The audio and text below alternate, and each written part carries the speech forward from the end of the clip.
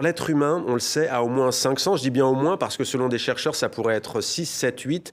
On connaît en tout cas la vue, le toucher, l'ouïe, l'odorat et le goût. Qu'est-ce qui vous a donné envie d'explorer l'odorat? Qu'est-ce qui vous fascine dans l'odorat?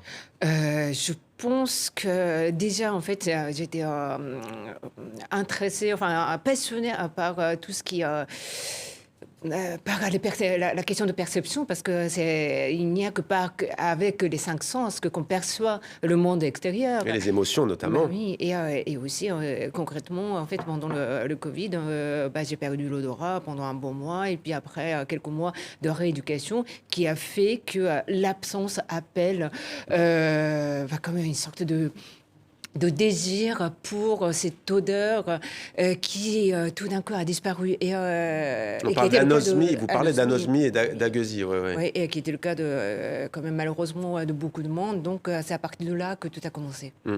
Et dans votre livre, les odeurs ont la capacité de devenir des personnages. Vous explorez plein de périodes de l'histoire, plein d'endroits aussi. On voyage de Grenade en Espagne à un opéra à Ferrare au XVIIIe siècle. On va en Corse dans l'entre-deux-guerres, New York, Los Angeles, le Japon et une imprimerie de Téhéran au XIXe siècle. Quel est ce souvenir?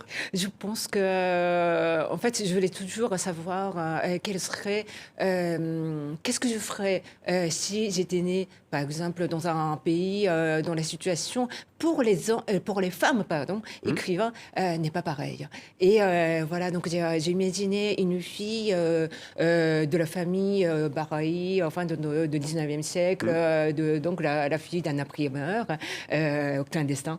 Et comment, en fait, cette fille commence son désir d'écriture, de la poésie par les odeurs de l'encre et de papier, qui est en fait synonyme Ouais. de création.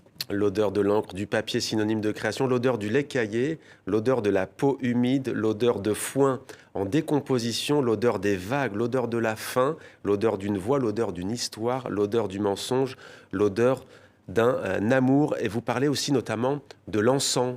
Oui. Pourquoi ce mot vous a Bah oui, parce attiré? que quand même, c'est vrai que je suis ici enfin sur le plateau et l'encens, l'Orient est quand même le berceau de tous les parfums. Et puis, en fait, c'est déjà dans mon dernier livre, en fait, sur Beyrouth. Et la cuisine notamment. Oui, alors je parle de l'odeur de Mm. la cuisine beyrouthine, la cuisine levantine. L'encens, dont le nom anglais est Olibanum, vient de l'arabe El-Louban, qui signifie blanc, couleur de lait, comme le nom du pays Liban, l'odeur de la blancheur, l'odeur de ce qui n'est pas encore écrit.